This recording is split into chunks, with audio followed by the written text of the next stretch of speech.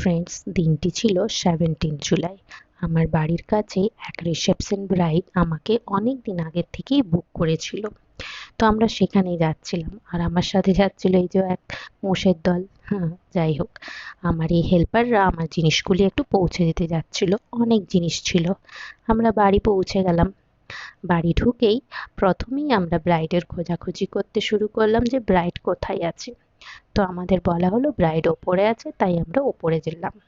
ওপরে চলে গেলাম। ওপরে গিয়ে দেখি ব্রাইডকে সাজতে দেখার জন্য সকলেই বসে আছে। এই যে আমার মিষ্টি ব্রাইড।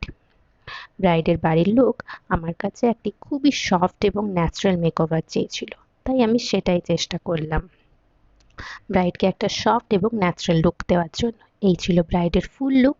ব্রাইড তার লুক পেয়ে খুবই খুশি হয়েছিল।